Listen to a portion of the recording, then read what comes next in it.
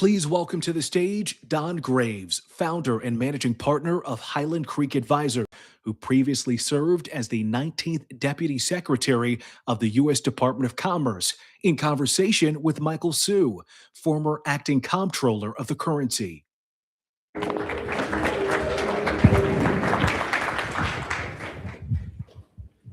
Well, hello everybody.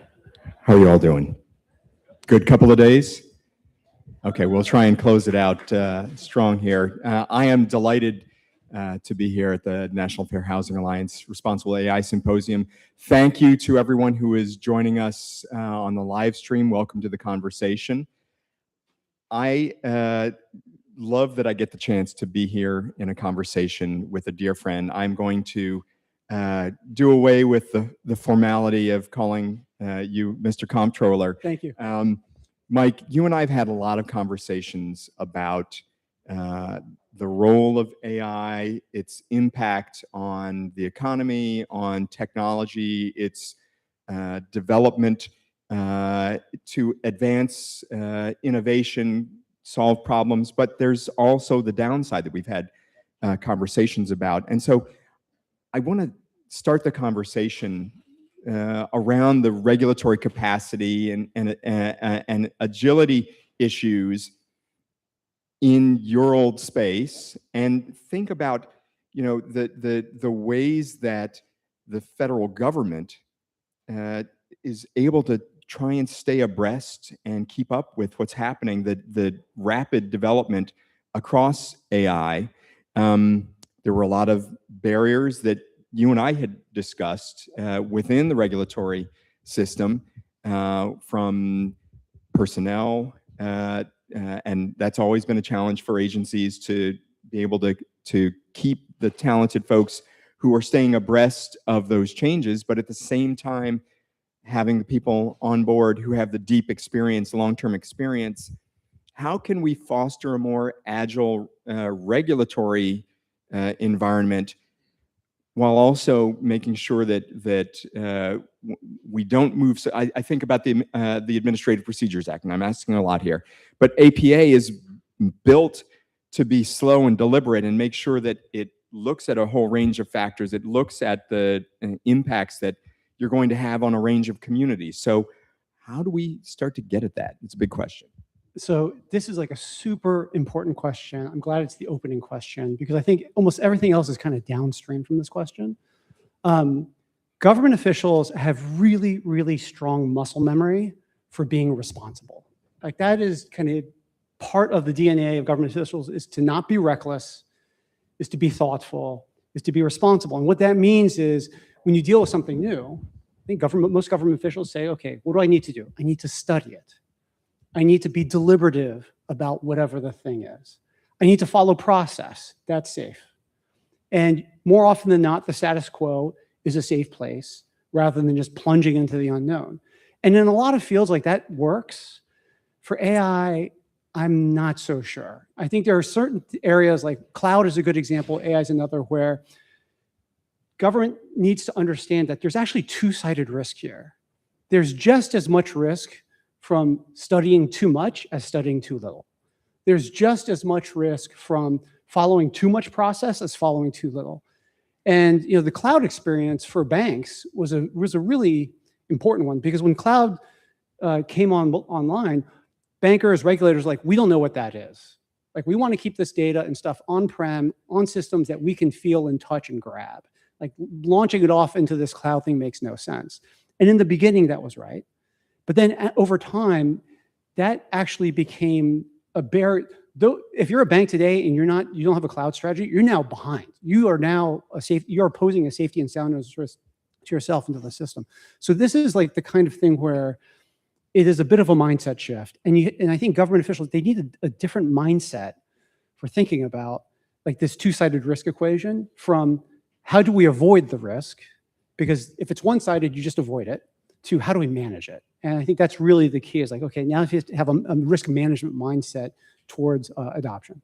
So just to build off of that, and in a more practical way, you know, I mentioned personnel, because personnel is policy.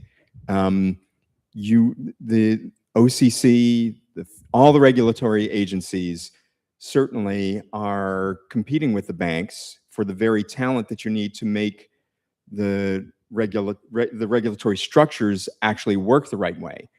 And obviously there are some of our friends on Capitol Hill who also have real concerns about the folks who've spent their time in large institutions working on cutting edge technology, perhaps, who they think may be biased in favor of institutions and against people. So how do you get this balance right on attracting the talent that you need, on allowing some innovation to happen, both internal to the organization at the regulator, but also keeping up to speed with what's going on at the banks, while at the same time trying to prevent some of the bias that I think we've heard in other conversations in the last couple of days to creep into the organization?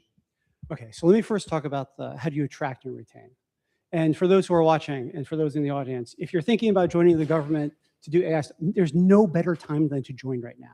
And the reason is because at any given institution, you get to see one deployment. You get to see how one institution deals with AI, and that's great. But if you're in government, you get to see how they all do it. And I remember back in 2004, I've been a regulator for a long time.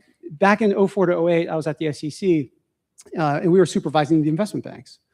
And I remember at that time, one of the chief risk officers had approached one of my bosses at the time and said, "You're going to lose all of your people because your people know too much. They know about us, but they also know about our competitors, and we're just going to wave a lot of money in front of them, and they're going to come join us." And none of us left. And the reason none of us left is because, A, it was just too, like you could see across the system. That's the benefit of being in government, is that you work in the public interest. You get to see across, you have that access, you can tie it together.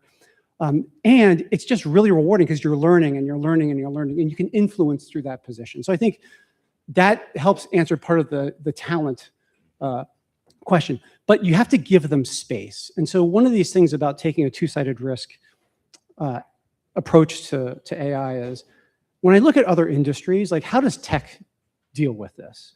Because tech is constantly innovating.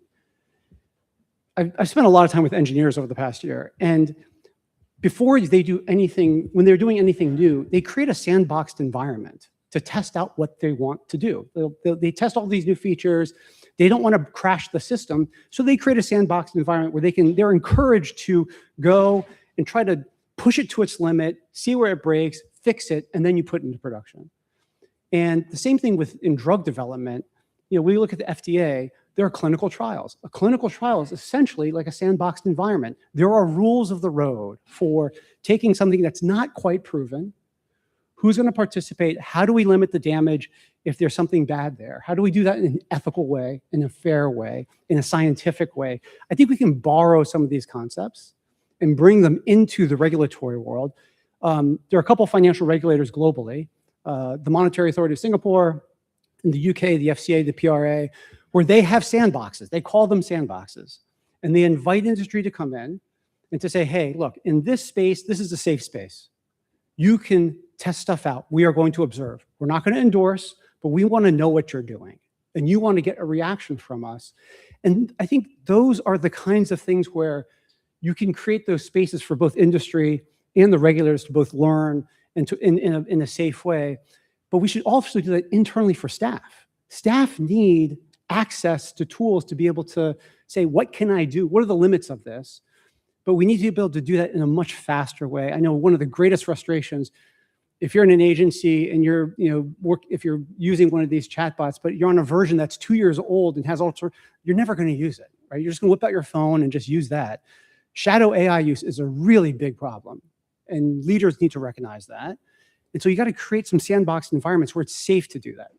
No, I think that last point is very well taken. We've already seen of late officials using things like ChatGPT inside their agency, and possibly it may not be classified information, but information that shouldn't be. Yes, hopefully. but information that probably shouldn't be out in the broader space. And part of that, I think, to what we had done in the last administration, creating the US AI Safety Institute, was to do here in the US what you see in the UK and in other places around the world, to create some guardrails, to create that sandbox for innovation inside of government, but also to test different models and approaches. So I wonder what you think about in today's environment, where a lot of that is gone and where regulators may not have the legislative authorization, where there's not a law in place that necessarily gives direct authority to them to think about these issues. Is a voluntary framework or a voluntary system working with financial institutions, for instance? Is that one way to go at it? But I'd love your thinking on this. Yeah, so when I was acting comptroller, there was a lot of controversy around the use of sandboxes for regulatory purposes, especially in the consumer space. So what we did was we focused it very specifically on a particular purpose, which was financial inclusion. So that was something I felt very strongly about. At the OCC, we had this thing called Project Reach. And we used that as a platform to say, okay, we have a shared purpose here. We being the agency and the financial institutions, and there were some tech firms and there were some others that were at the table to say, this is not an adversarial supervisor regulated institution environment. This is one where we are going to agree on what are the key barriers to financial inclusion and how do we solve them together. And so that created a space where there was mutual understanding and we had a shared goal. And I think that goes a really, really long way. Because it does take trust, it takes communication, it takes kind of a shared sense of what the long game is, and that's not always there. So I think folks do have to be careful when they engage on this. But if you do it right and you've got the right partners, and you partner with the right institutions, that can work well. So just going from there, I'm immediately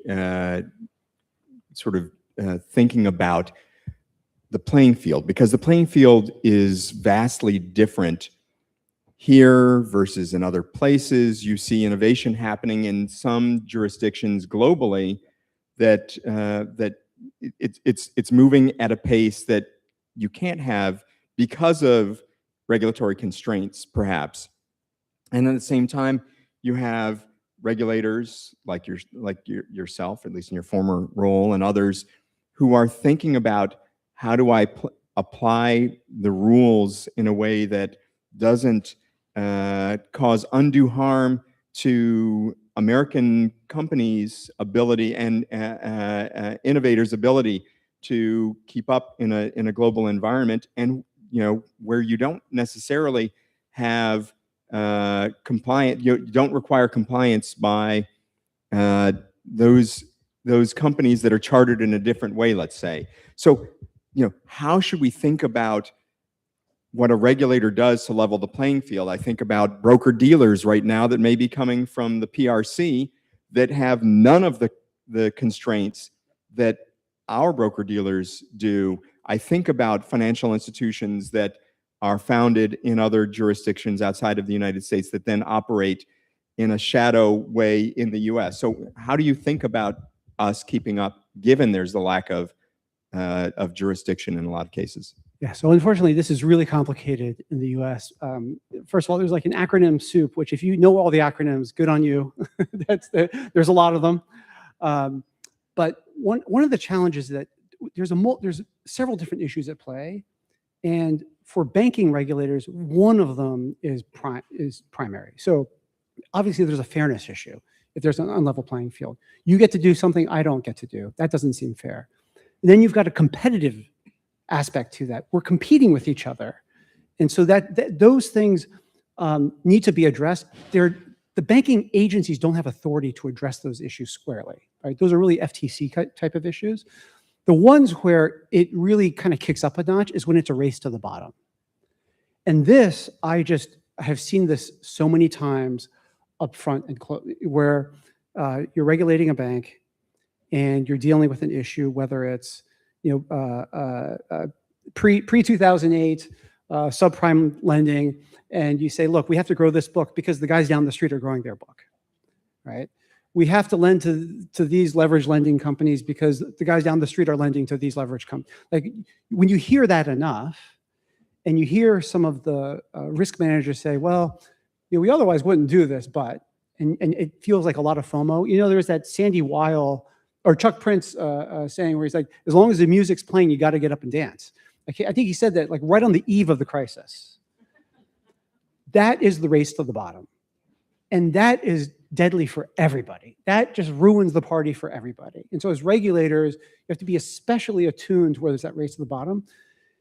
The interesting thing about the US regulatory system, because we have so many different regulators, it's easy to see everything as a race to the bottom.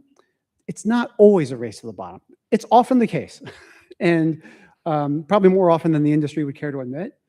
But there is sometimes a healthy competition that takes place between agencies. And I've also seen that because, Donna, as you know, at the agencies can get complacent themselves. I used to preach about complacency at banks. I would also have to turn inwardly, are we getting complacent about X, Y, or Z? And that competition between agencies can kind of shake that complacency, because another agency will say, hey, wait a second, here's what we're doing. And you say, well, maybe we should think about doing that, which otherwise wouldn't have happened unless you had other agencies doing things. And so this is the dual banking system at its best does that. At its worst, it's a race to the bottom. And the job of the principals is to figure out when you're on this side versus that side of the line and to act accordingly. And that's not always, that's not easy. That's easier said than done.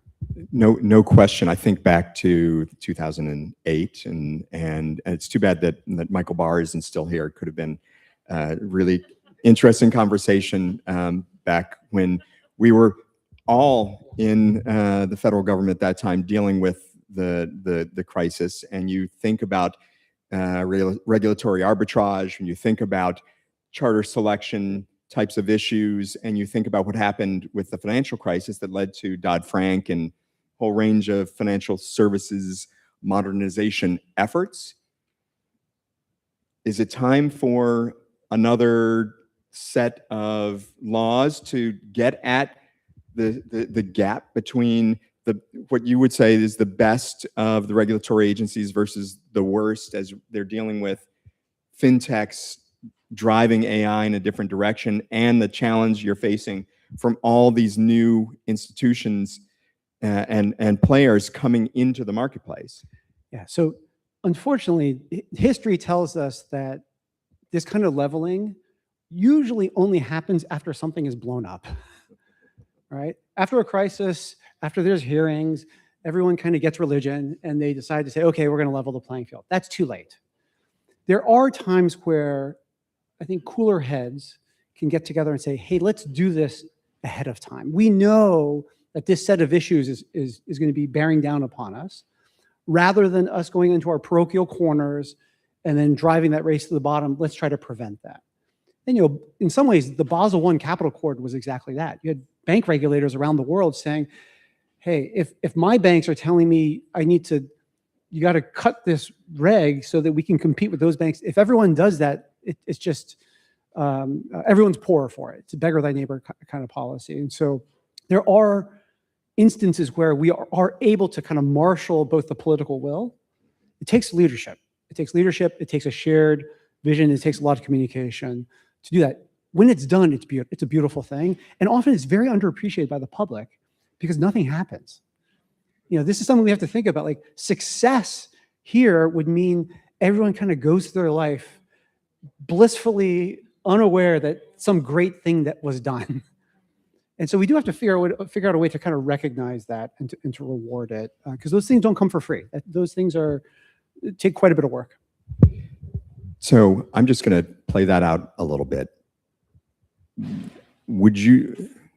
I think we would both agree that there were some existential threats to the system that weren't tracked the way that they should have been by our regulatory mechanisms. And that played out in a really bad way for certainly for the financial system in 2008, 7, 8, 9, but even more so for the American people. And I think we're feeling the hangover still of that. The housing system not working the way that it should still, probably because of that. And I think there's a lot of, and this is just me, my opinion, not anyone else, I'm speaking for myself. I believe that that's why there's still angst in a large part of the country as a result of that. How do we, I'm going to pretend I'm a regulator, but how would we as regulators, if we were in office right now, guard against the potential for AI to be the next existential threat? And I don't think that it necessarily needs to be. There's certainly great ways to use AI to help enhance our democracy and enhance ways that we support people and communities and buttress the types of challenges that we've seen for many, many generations. But I do think that there are also some real threats to the system if unchecked. So how do we begin to get at AI adoption in a way that we don't constrain innovation in a that could be good, but that we have our arms around that? So I think the first thing to recognize is that we are in a much better place governance-wise than we were pre-08. So pre-08, the agencies did not talk to each other. They said they talked to each other, but they didn't really talk to each other. And I know I was staff at the agencies and everything was need to know, and you kind of held everything close. So there was a real lack of coordination and trust pre-08. Post-08, that changed a lot amongst the financial agencies, which is good. And again, there have been a number of victories. They just go completely unnoticed by the public because they're victories. It's almost like when the plane doesn't crash, something right is happening. So it has that feel to it a little bit.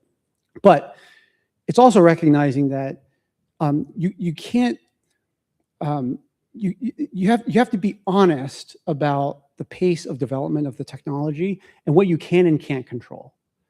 And we cannot go back. We cannot stop. You can't take something and just freeze time today and say, look, we need more time to deal with this. That would be great. I mean, I think that would be good for governance. It's just not possible. So then it's like, what do you do?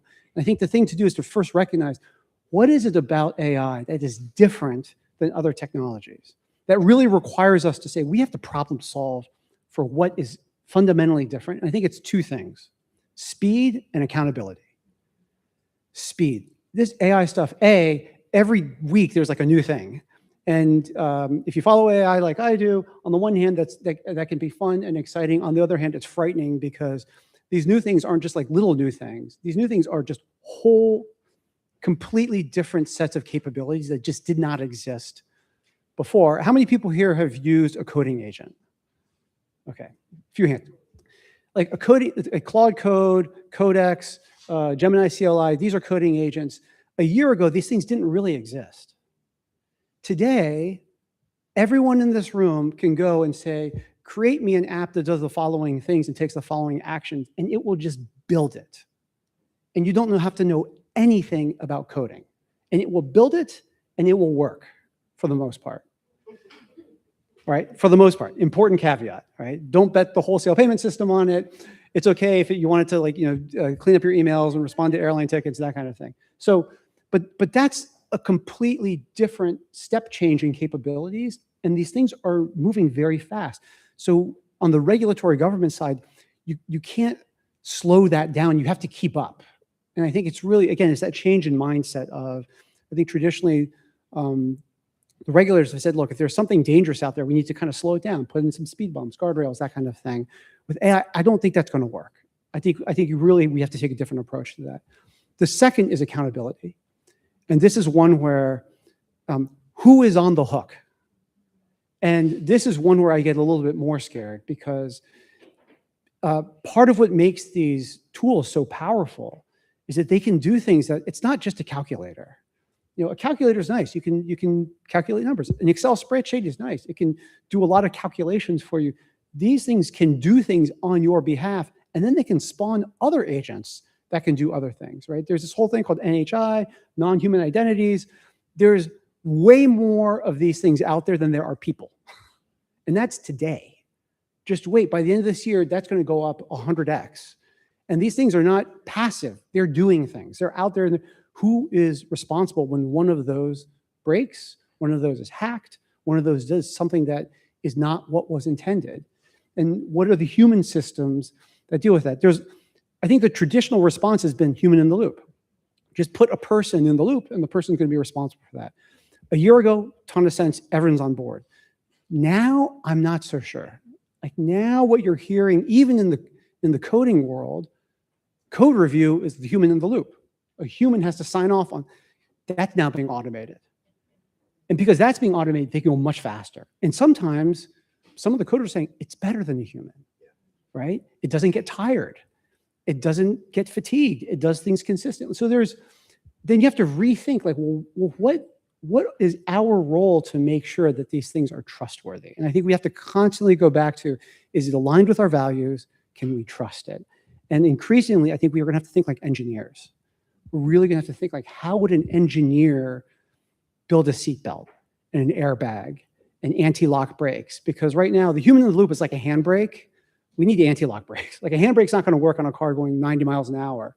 You need a different set of technologies. And it's a mindset shift for a lot of us, which is both a little bit scary, but I think it's pretty exciting because it's a new set of things to kind of dig your teeth into and to problem solve for.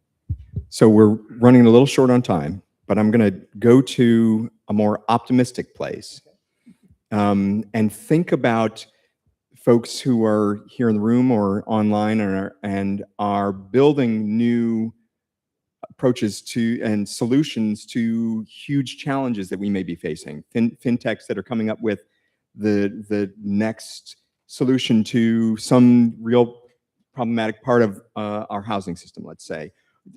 On my part, I've become an entrepreneur. I have a 100 billion plus data point data platform that we believe is going to allow decision makers to make much better place-based investment decisions.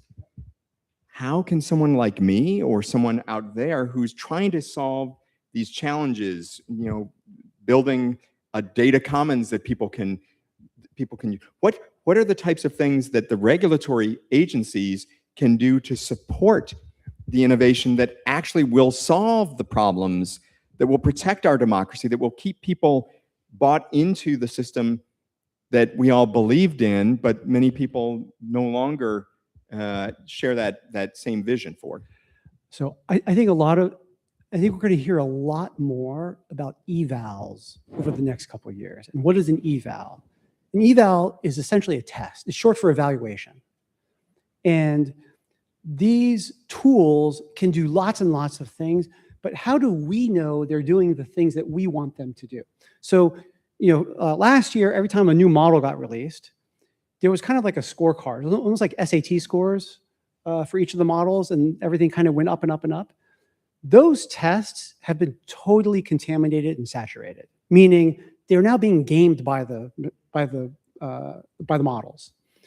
And what matters is, what is the real life use? Like, it's great that it can solve a PhD level math problem. Can it make a fair lending decision? And can it do it in a way that's consistent, in a way that's explainable, in a way that people can control? That's what matters to us. Well, how do we know that? You have to come up with a test. And those tests, the labs and the AI companies and the financial institutions that are really into the space, they know they have to test these things over and over and over again. Lots of different kinds of tests. It's not an SAT test. This is like work monitoring kinds of tests. And I think regulators and community organizations, we're going to have to get into this game too. Because we want to know, like, here's a great example. Financial advice. How many people ask financial advice from an LM? A lot of people go in, should I rent or should I buy? Should I, whatever the decision is. If there's no context, you're going to get the wrong answer. Like, it matters enormously. What is your situation? Are you married? Do you have kids? What's your job situation? Where do you live? If the bot is not asking you those questions, it's going to give you the wrong answer. So ideally, there'd be a test, and that test you'd be able to test different applications to say, here's the question, and if you come back and ask me, well, I need some more information. Okay, that's good. And if you don't get that, then that's not good. And then we need to socialize that, because we need a way to be able to compare these things across each other in a way that's legible to us and to the communities that are going to be reliant and impacted by them. And that's going to take some work. But I think that's work that's really well situated to those who are in this room, because we want this to work for the people. It's not for some kind of amorphous score. It's like, it's got to work for communities. It's got to work for individuals. It's got to work for our neighbors. It's got to work for our families. So I think that's really critical. And that's not going to get devised on its own. Like, we have to create those things. Well, Mike, I think we're out of time, unfortunately. This has been a great discussion. I think about the last point that you made, what Lisa and the National Fair Housing Alliance are doing, what we've talked about is this notion that people have hopes and they have dreams and they want to get to lives of dignity. And part of what we're trying to do is to bridge that gap between hopes and dreams and lives of dignity. So hopefully we can go from here, have more discussions, but thank you all so much for listening. Thanks so much, Mike. Thanks so much.